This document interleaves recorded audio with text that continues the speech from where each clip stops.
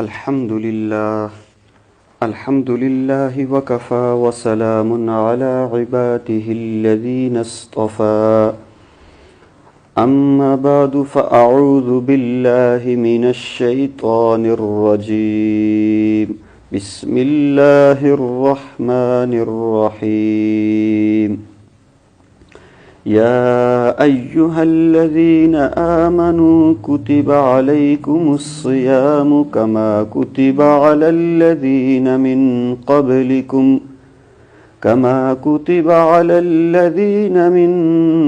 قبلكم لعلكم تتقون. وقال الله تبارك وتعالى في مقام آخر إنما الصدقات للفقراء والمساكين والعاملين عليها والمؤلفة قلوبهم وفي الرقاب والغارمين وفي سبيل الله وابن السبيل فريضة من الله والله عليم حكيم. وقال النبي صلى الله عليه وسلم من صام رمضان إيمانا واحتسابا غفر له ما تقدم من ذنبه سبحان ربك رب العزة عما يصفون وسلام على المرسلين والحمد لله رب العالمين. اللهم صل على سيدنا محمد وعلى آل سيدنا محمد وبارك وسلم. اللهم صل على سيدنا محمد وعلى آل سيدنا محمد وبارك وسلم. اللهم صل على سيدنا محمد وعلى آل سيدنا محمد وبارك وسلم.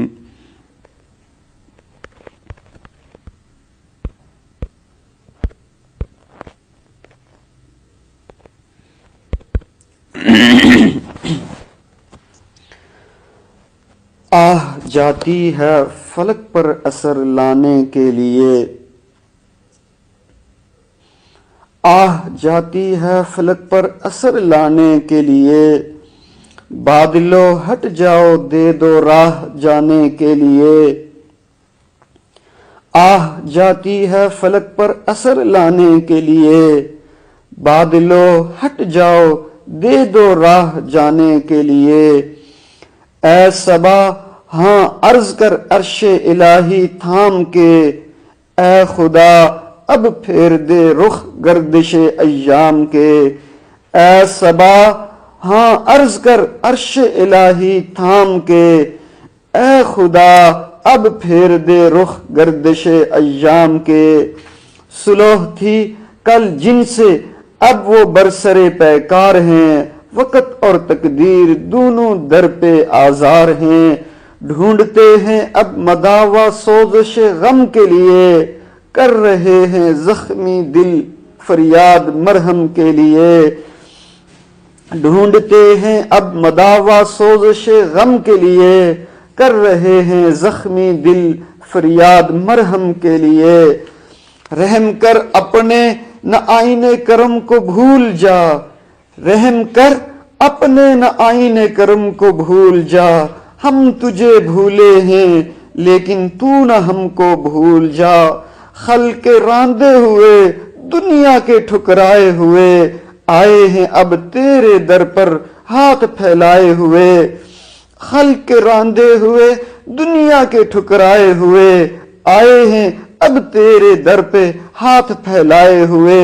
خار ہیں بدکار ہیں ڈوبے ہوئے ذلت میں ہیں، کچھ بھی ہیں لیکن تیری محبوب کی امت میں سے ہیں صلی اللہ علیہ وسلم.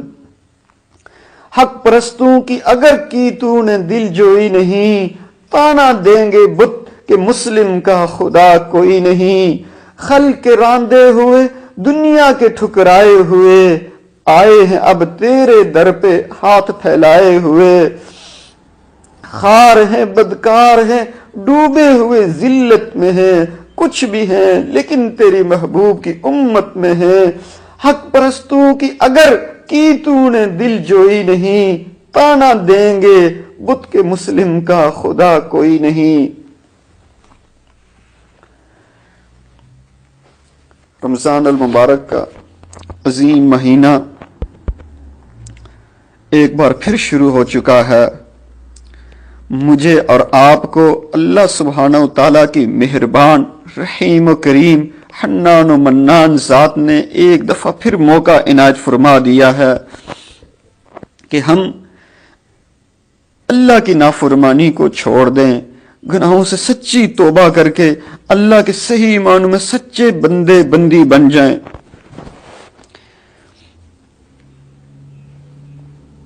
ایک طرف جنت کا راستہ ہے، ایک طرف جہنم کا راستہ ہے۔ ہمارا نفس امارہ اور دجالی فتنے ہمیں جہنم کی طرف لے کے جانا چاہتے ہیں، اور اللہ والے، اللہ کا دین ہمیں جنت کی طرف بلا رہا ہے۔ ہمارے اللہ ہمیں جنت کی طرف بلا رہے ہیں۔ ہمارے سامنے دو راستے ہیں۔ اللہ نے مجھے اور آپ کو آج کی اس زندگی میں یہ عظیم مہینہ دے کے دونوں راستے سامنے رکھ دیے، ہمیں اختیار دے دیا کہ تم اپنی مرضی سے جس راستے کو چاہو اختیار کرو، اور یہ بھی بتا دیا کہ اگر جنت کے راستے کو اختیار کرو گے تو کامیاب ہوگے، اور اگر جہنم کے راستے کو اختیار کرو گے تو ناکام ہو جاؤ گے۔ اور دنیا میں اربوں خربوں لوگ آئے، ان میں سے بہتوں نے جہنم کے راستے کو اختیار کیا۔ تم اس طرف نہ جانا، قرآن میں جگہ جگہ پر ہمارے کریم اللہ نے ہمیں سمجھایا۔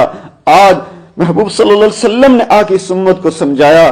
آج محبوب صلی اللہ علیہ وسلم کے ورثاء، علماء اکرام، صلحاء اکرام، صالحین کی جماعت ہمیں قدم قدم پر ہمیں سمجھا رہی ہے، ہمیں دین کی طرف بلا رہی ہے کہ آؤ اللہ سبحانہ و تعالیٰ سے صلح کر لو، اپنا رب اللہ کو مان لو، اور اللہ کے صحیح معنوں میں بندے اور بندیاں بن جاؤ۔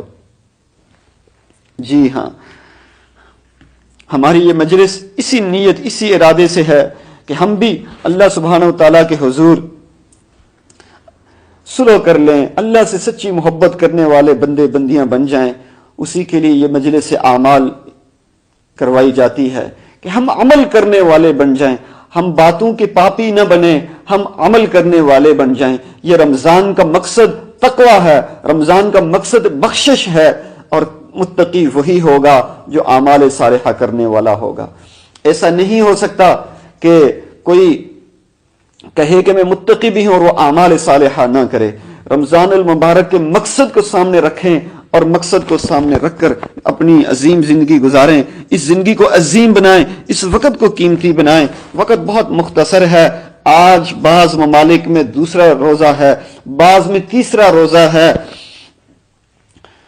وقت بہت کم ہے، اور ہم نے دوڑ بہت زیادہ لگانی ہے، ہم نے بہت ہمت کرنی ہے، تو پوری ہمت سے ذوق شوق سے اعمال کریں اور اللہ کو راضی کریں۔ رمضان المبارک کے متعلق ہم نے تفصیل کے ساتھ جتنی ہمت تھی، بس میں تھا، جتنا وقت ملا اس حساب سے تفصیلات کچھ عرض کی کہ ہمیں ہر صورت مثبت سوچ اپنا کے، باہمت بن کے، ذوق شوق والا بن کر ہم نے اس رمضان کے عظیم مہینے کو گزارنا ہے۔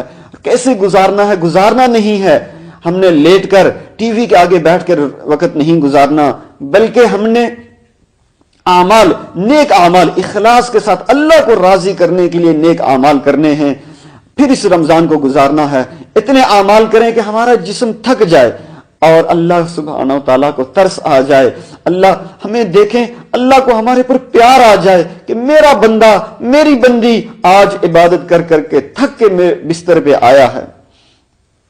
ہاں، تو پھر بھی ہم جب تھک کے بستر پہ جائیں تو اللہ کا شکر ادا کریں، یا اللہ تیرا شکر ہے، تو نے توفیق دی کہ اپنے در پہ اپنی عبادت کے لیے تو نے توفیق دی، اپنے در پہ آنے کی توفیق دی، تو آج اس جسم کو اللہ کی عبادت میں تھکائیں، بھاگیں، ہمت کریں، ذوق شوق کے ساتھ اعمال کریں، اخلاص کے ساتھ اعمال کریں، بار بار ہمت کریں، بار بار ہمت کریں۔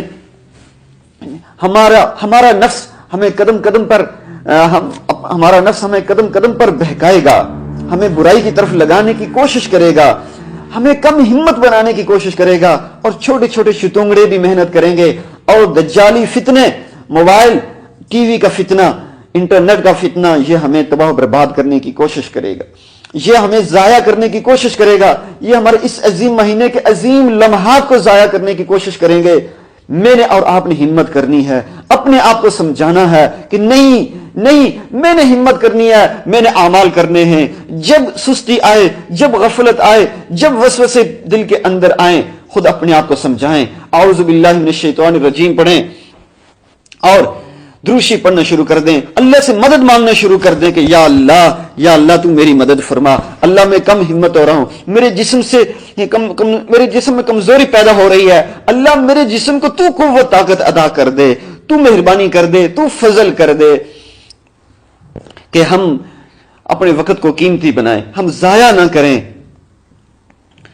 اپنے آپ کو خود موٹیویشن، ول پاور اپنے اندر پیدا کریں۔ اللہ سبحانہ و تعالیٰ نے ہر مرد عورت کے اندر یہ صلاحیت رکھی ہے کہ وہ خود سے اپنے آپ کو اپنے اندر انرجی پیدا کر سکتا ہے، اپنے آپ کو سمجھا بجھا سکتا ہے، اور پھر ایسی مجلسیں بھی اٹینڈ کریں جہاں سے ہمیں روحانی پاور ملتی رہے، اور ہم بیانات کو سن کے ہمارے اندر کی ول پاور بڑھتی رہے اور ہماری مضبوط قوت ارادی بڑھتی رہے۔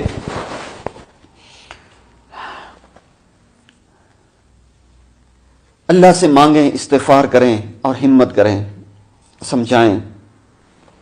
انشاءاللہ یہ عاجز بھی روزانہ آپ لوگوں سے یہ گزارش کرتا رہے گا، اور آپ مجلس اٹینڈ کرتے رہیں گے، سنتے رہیں گے، آپ کی ہمت بنتی رہے گی، ایک دوسرے کے لیے دعا کرتے رہیں، اور انشاءاللہ اللہ سبحانہ و تعالیٰ مہربانی فرمائیں گے، انشاءاللہ اللہ مہربانی کریں گے۔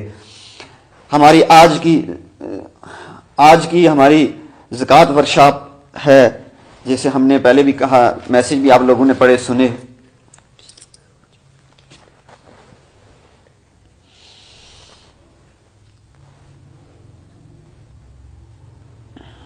ایک دفعہ سارے درود شریف پڑھ لیں، اللہم صلی علی سیدنا محمد وعلی آل سیدنا محمد وبارک وسلم۔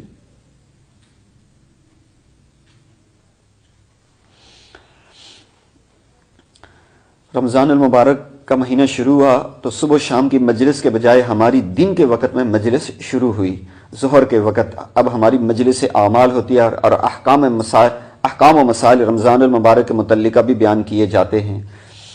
تو مسائل سیکھنا ضروری ہے، فرائض کو سیکھنا فرض ہے، واجبات کو سیکھنا واجب ہے، اور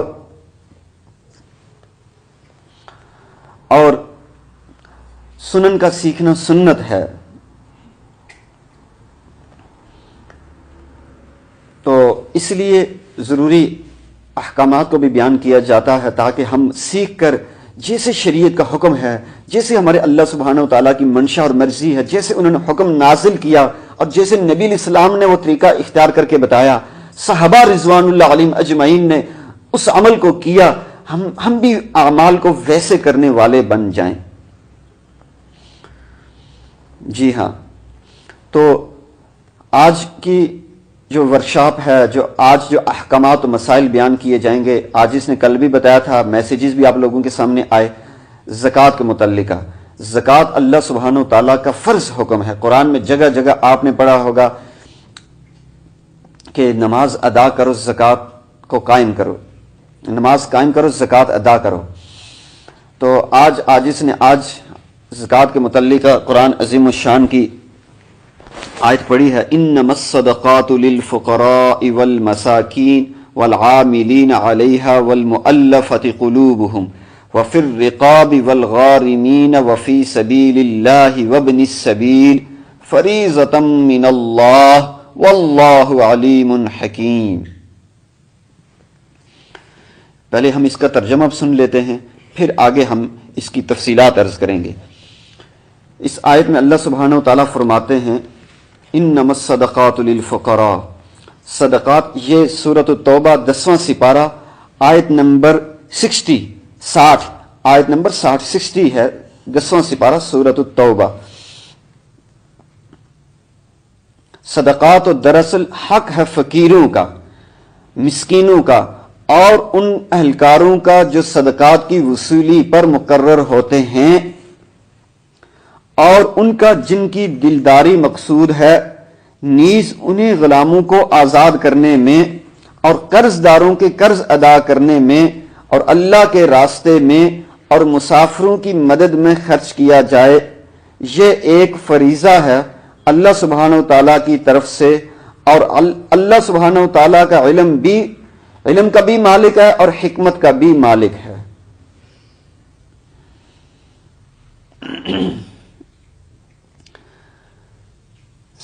میں انشاءاللہ ترتیب سے لے کے چلوں گا، انشاءاللہ بہت آسان کر کے سمجھانے کی کوشش کروں گا۔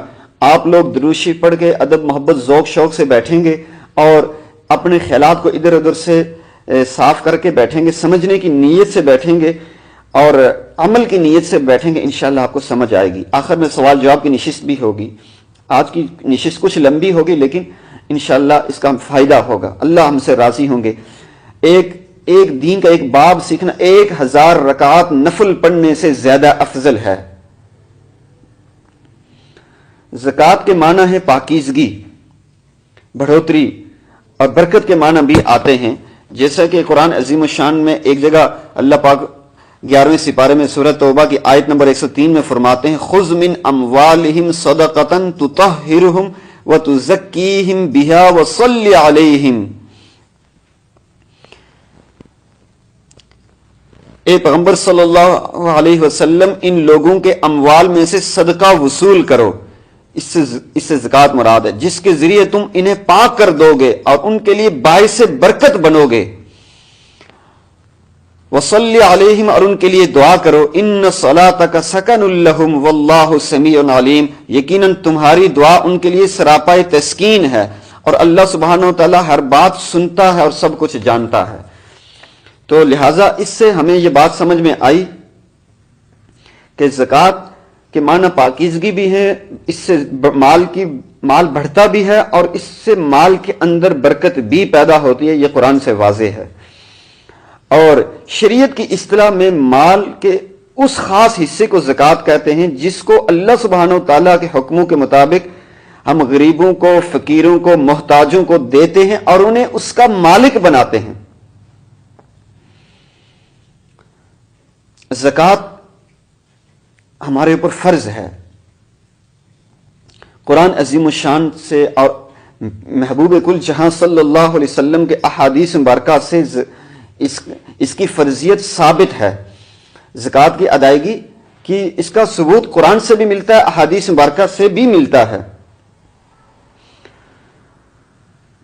اچھا، زکوٰۃ کیا رمضان میں ہی نکالنا ضروری ہے؟ نہیں، بلکہ یہ رمضان میں ضروری نہیں ہے، اس بات کو سمجھنا ہے۔ ہمیں صاحب نصاب بننے کی تاریخ معلوم ہونی چاہیے کہ میرے پاس مال کب آیا۔ اسلامی حساب سے جب سال پورا ہوگا اس مال پر تو ہم سال کے بعد زکوٰۃ نکالیں گے، کیونکہ لوگوں کو عموماً پتہ نہیں ہوتا کہ کب ہمارے پاس مال آیا۔ تو احتیاط کے درجے میں علماء یہ فرما دیتے ہیں کہ رمضان المبارک کی یا کوئی اسلامی تاریخ مقرر کر لیں تاکہ اس تاریخ کو اپنا حساب کتاب کریں اور زکوٰۃ نکالیں۔ تو رمضان میں پہلا مسئلہ یہ ہمیں معلوم ہونا چاہیے کہ رمضان میں ضروری نہیں ہے، یہ کسی بھی اسلامی مہینے سے ضروری نہیں ہے۔ ہر بندے کا اس کا خود اپنا ایک وقت ہوتا ہے۔ مثال کے طور پر پچھلے سال رجب میں میرے پاس مال آیا اور پورا سال رہا، تو اس سال رجب میں میرے پر زکوٰۃ فرض ہو جائے گی۔ تو میرا وقت جو بنے گا وہ رجب کی اس تاریخ میں جس میں پچھلے سال میرے پاس مال آیا۔ تو مال کے لیے جو صاحب نصاب ہونا ضروری ہے اور سال کا گزرنا ضروری ہے، کہ اتنا مال ہو جو نصاب کی ملکیت کو پوچھ رہا ہو، جس سے میں صاحب نصاب بن رہا ہوں۔ اور دوسری بات ہے کہ اس پورے مال پر اس سے کم نہ ہو، نصاب کی جو قیمت ہے اس قیمت سے کم نہ ہو، اس مال پورا سال میرے پاس موجود رہے۔ جب اس یکم رجب کو میرے پاس اس مال کو وقت پورا ہو گیا تو یکم رجب کو میرے پر زکوٰۃ فرض ہو گئی. تو یکم رجب کو میں نے بیٹھ کے حساب کتاب کرنا ہے کہ میرے پاس کون کون سے مال ہیں اور کل مالیت کتنی بنتی ہے اور میں نے کتنی زکوٰۃ ادا کرنی ہے. ٹھیک ہے. اچھا، اس میں سب سے پہلی چیز کو ہم لے کے چلیں گے کہ زکوٰۃ کن چیزوں پر فرض ہوتی ہے، جس کو اشیاء زکوٰۃ بولتے ہیں. پہلے نمبر پر انشاءاللہ کچھ دوست احباب اس خلاصے کو لکھ کر بھی آپ کو بھیج دیں گے انشاءاللہ. پہلی چیز، زکوٰۃ کس چیز پر فرض ہوتی ہے، اشیاء زکوٰۃ کیا ہیں؟ تو یہ سمجھ لیں کہ اشیاء زکوٰۃ 4 چیزیں ہیں: سونا، چاندی، نگدی، مال تجارت. میں پرسنل پر وائس میسیجز میں بہت سارے لوگوں کو سمجھا چکا ہوں، لیکن آج کا انشاءاللہ اس کی ویڈیو بھی بن کے آئے بھی ہمارے یوٹیوب چینل پر، فیس بک پیج پر بھی آ جائے گی، اور آڈیو بھی انشاءاللہ آپ کے پاس بعد میں آ جائیں گے. سمجھنا چاہیں تو اسے سمجھ سکتے ہیں. تو پہلی چیز، زکوٰۃ کی اشیاء کون کون سی ہیں؟ سونا، چاندی، نگدی اور مال تجارت. 4 چیزیں، 5ویں کوئی چیز نہیں. ان 4 چیزوں پر زکوٰۃ فرض ہوگی. اچھا، ان میں سے پہلی چیز کو ہم لے کے ایک تفصیل کے ساتھ چلتے ہیں. سونا. سونا ہمارے پاس جس شکل میں بھی موجود ہوگا، زیور کی شکل میں موجود ہو، اینٹ کی شکل میں موجود ہو، برتن کی شکل میں موجود ہو، جو بھی جس انداز میں سونا ہوگا وہ سونا، اس پر زکوٰۃ کی ادائیگی ضروری ہے. اور دوسری چیز ہے کہ وہ استعمال میں ہو یا نہ ہو. جیسے خواتین کے پاس زیور ہوتا ہے، بعض خواتین اس کو استعمال ہی نہیں کرتی، ان کو شادی پہ ملا انہوں نے رکھ دیا، یا ایک دفعہ بھی انہوں نے پہنا انہوں نے استعمال نہیں کیا. استعمال میں لائیں یا نہ لائیں، اس سونے پر زکوٰۃ ہے. اور پھر سونے کے اندر ملاوٹ ہو یا بالکل خالص ہو، ہر صورت میں سونے پر زکوٰۃ فرض ہے. جیسے آج کل کیرٹ کے حساب سے ملتا ہے، 17 carat, 18 carat, 19 carat, 20 carat, 21 carat, 24 carat. ٹھیک ہے. جس کیرٹ میں بھی ہوگا سونے پر ملاوٹ والا ہو تب بھی اس پر زکوٰۃ فرض ہے. یہ زکوٰۃ کے اموال میں آئے گا. اور دوسرے نمبر پر دوسری چیز تھی زکوٰۃ کی، وہ تھی چاندی. چاندی کی بھی بالکل یہی صورتحال ہے، جس شکل میں بھی ہوگی اس پر زکوٰۃ فرض ہے، چاہے ہم استعمال کریں جس شکل میں ہو. جو سونے کی وہی ساری شکلیں اس کی بھی ہوں گی، اس پر بھی زکوٰۃ فرض ہے. تیسری چیز نگدی. نگدی کس کو بولتے ہیں؟ کیش. یہ ہمارے پاکستانی روپیز میں ہو یا ڈالرز میں ہو یا ریال میں ہو، درہم میں ہو، پاؤنڈ میں ہو، کسی بھی کرنسی، کوئی بھی کرنسی ہمارے پاس موجود ہوگی اور وہ ہمارے پاس ہے، بینک میں ہے، جیب میں ہے، گھر کے اندر موجود ہے، یا کسی کو ہم نے قرضہ دیا، یہ سب اس میں شامل ہوں گے. کرنسی اس کو بولتے ہیں نگدی، کیش. امید ہے یہ بات آپ کو سمجھ میں آ گئی ہوگی. چوتھی چیز ہے مال تجارت. مال تجارت ایک بندے کا اپنا کاروبار ہے، کریانہ سٹور ہے، اس کا کپڑے کا کاروبار ہے، فیکٹری ہے، یا کوئی بھی کاروبار ہے. اس نے کوئی چیز وہ لیتا ہے، لے کے بیچتا ہے، لیتا ہے، لے کے بیچتا ہے. یا ہم نے کسی نے کوئی کاروبار کر رہا ہے، ہم نے اس کو کاروبار کے لیے پیسے دے دیے، 1 لاکھ روپے دے دیا کہ اپنے آپ کاروبار میں شامل کر لیں، مجھے بھی منافع دے دیا کریں. اس کو بولتے ہیں انویسٹمنٹ. تو یہ سب مال تجارت میں آئے گا. اگر کسی نے بیچنے کی نیت سے پلاٹ لیے کہ میں ابھی ادھر فائل لے لیتا ہوں، ادھر پلاٹ لیتا ہوں، اور جب اس کی اچھی قیمت ہو جائے گی میں اس کو بیچ دوں گا، یا جب میری بچوں کی شادی ہوگی میں بیچ دوں گا، مشکل وقت میں مجھے کام آئے گا. تو بچوں کی شادی کے لیے رکھا ہو، حج کے لیے رکھا ہو کہ میں بیچیں گے، حج کریں گے، یا بیچ کے گھر بنائیں گے، یا بیچ کے یہ چیز کریں گے، تو ایسے سب پلاٹوں پر بھی زکوٰۃ فرض ہوگی. یہ مال تجارت. ہم نے کسی کو رقم دی یا خود چیزیں لے کے بیچتے ہیں. اسی طرح آج ایک سوال آیا تھا، گاڑیوں کے ایک بندہ کاروبار کرتا ہے. ایک ہے گاڑی اپنی ذاتی ضرورت کے لیے لینا، اس پر تو زکوٰۃ نہیں آئے گی کیونکہ وہ نہ سونا میں، نہ چاندی میں، نہ نقدی میں، نہ مال تجارت میں. لیکن جو لوگ گاڑیوں کا کاروبار کرتے ہیں کہ گاڑیاں لیتے ہیں بیچتے ہیں، گاڑیاں لیتے ہیں بیچتے ہیں، تو اس پر بھی وہ زکوٰۃ آئے گی. اسی طرح موبائل پر زکوٰۃ نہیں ہے کیونکہ سونا، چاندی، نقدی مال تجارت میں نہیں ہے. لیکن جو لوگ موبائل کا کاروبار کرتے ہیں تو وہ مال تجارت میں آئے گا. تو یہ 4 چیزیں ہیں، سونا، چاندی، نقدی، مال تجارت. اب بہت سارے لوگ پوچھتے ہیں کہ ہمارے پاس آئی فون ہے، بہت مہنگا ہے، 3 لاکھ روپے کا پاکستانی بنتا ہے، تو کیا اس پر زکوٰۃ ہے؟ تو بھائی مال تجارت میں نہیں تو زکوٰۃ نہیں آئے گی. تو ان چیزوں کو آپ سمجھیں, دل میں بٹھائیں. سونا, چاندی, نگدی جس شکل میں بھی ہو, مال تجارت, جو مال تجارت جو کاروبار کر رہے ہیں, بعض لوگ چھوٹے چھوٹے کاروبار کرتے ہیں, چیزیں لیتے ہیں بیچتے ہیں, موبائل لیتے ہیں بیچتے ہیں. بعض لوگ ایسا نہیں کرتے, وہ موبائل لیتے ہیں اور 2-4 سال جب تک خراب نہیں ہوتا یا آگے اس کی وہ ضرورت نہیں ہوتی تو اس وقت تک اس کو نہیں بیچتے. تو گھر کے اندر بقیہ جتنی مرضی قیمتی چیزیں ہوں, بہت مہنگے مہنگے برتن ہوں یا بستر ہوں, مہنگے مہنگے پلنگ ہوں, فریج ہو, ان چیزوں پر زکوٰۃ نہیں آئے گی کیونکہ وہ ہمارے استعمال کی ہیں. سونا, چاندی, نقدی مال تجارت میں نہیں ہے. اچھا, اب جب سونا چاندی کی ہم نے بات کی تو پھر دوبارہ سونے سے شروع کرتے ہیں. کتنا سونا ہوگا تو اس پر زکوٰۃ آئے گی؟ سونا 7.5 تولے سونا ہوگا تو ہم اس کی زکوٰۃ ادا کریں گے. کون ادا کرے گا؟ جس کی ملکیت میں ہوگا. وہ بیوی کی ملکیت میں ہے تو بیوی ادا کرے گی, خاوند کی ملکیت میں ہے تو خاوند ادا کرے گا. یہ بڑی خاص سمجھنے والی آج چیزیں ہیں. اگر صرف سونا ہو, کسی مرد عورت کے پاس صرف سونا ہو تو ہم دیکھیں گے کہ یہ 7.5 تولے ہے یا نہیں ہے. میں بار بار لفظ صرف کہہ رہا ہوں, انگلش میں جس کو آپ بولتے ہیں جسٹ سونا, صرف سونا ہو تو پھر وہ 7.5 تولے ہوگا اور اس پر سال گزرے گا تو تب ہم اس کی زکوٰۃ ادا کریں گے. اگر صرف سونا ہو اور 7.5 تولے سے کم ہے تو اس پر زکوٰۃ نہیں ہے. صرف سونا کہہ رہا ہوں, یا آخر میں سمجھاؤں گا کیوں صرف سونا. دوسرے نمبر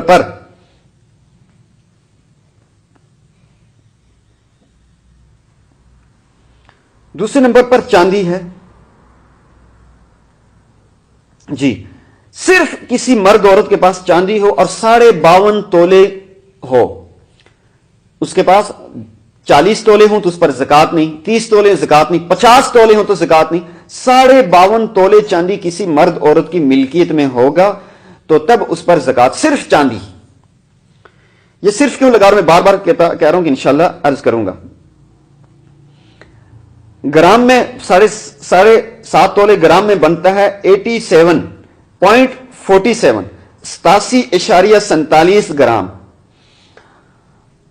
یہ 7.5 تولے سونا کی گرام میں بنتا ہے. اگر کسی کے پاس اتنے گرام 87.47 87.47 گرام اگر ہوگا تو اس بندے پر زکوٰۃ فرض ہوگی. اور اسی طرح چاندی 52.5 تولے 52.5 تولہ یہ بنتا ہے گرام میں 612.35 گرام 612.35 گرام. اچھا, یہ صرف کسی کے پاس سونا ہو, صرف چاندی ہو تو اس کے لیے یہ نصاب ہے کہ 7.5 تولے اور 52.5 تولے ہونا. اچھا, نقدی کتنی ہوگی اور مال تجارت کتنا ہوگا تو اس پر زکوٰۃ ہوگی. یہاں آ کے ہم نے صرف کو بھی سمجھنا ہے. جب نقدی کی باری آئے گی تو ہم 52.5 تولے چاندی کی قیمت کو دیکھیں گے. جو 52.5 تولے چاندی کی قیمت بن رہی ہے تو وہی نقدی بھی ہم کاؤنٹ کریں گے. مثال کے طور پر 52.5 تولے چاندی کی قیمت آج بن رہی ہے 47,000 روپے. میں ایک مثال دے رہا ہوں کیوں چند دن پہلے میں نے کاؤنٹ کیا تھا 46,000 روپے کچھ بن رہا تھا. تو آج کی جو چاندی کی قیمت ہوگی ہم اس کو 52.5 تولے چاندی کے ساتھ ملٹیپلائی کریں گے, ضرب دیں گے تو جو قیمت بنے گی, مثال کے طور پہ آج 47,000 روپے بن رہی ہے تو اس کا مطلب ہوا کسی بندے کے پاس پچھلے سال یکم رمضان کو 47,000 روپے تھے اور اس رمضان تک 47,000 روپے پورا سال رہے ہیں. اس سے زیادہ ہوئے, کم نہیں ہوئے. 60-70 ہزار بھی ہو گئے, پھر کم ہو کے 47 پر رک گئے, تو پورا سال گزر گیا تو اس بندے پر زکوٰۃ فرض ہے. یعنی یہ 47,000 روپے پر زکوٰۃ ادا کرے گا. اور بالکل یہی چیز مال تجارت میں بھی ہے. مال تجارت کا نصاب بھی 52.5 تولے چاندی کی قیمت. کسی بندے کا کاروبار اتنا ہے کہ وہ 47,000 روپے کا کاروبار ہے تو وہ خود اس پر زکوٰۃ فرض ہے. اس کا کریانہ سٹور ہے, اس کی ریڑھی ہے. 47,000 روپے کا کاروبار اس کا پچھلے سال تھا اور ابھی یکم رمضان تک اس کا یہ کاروبار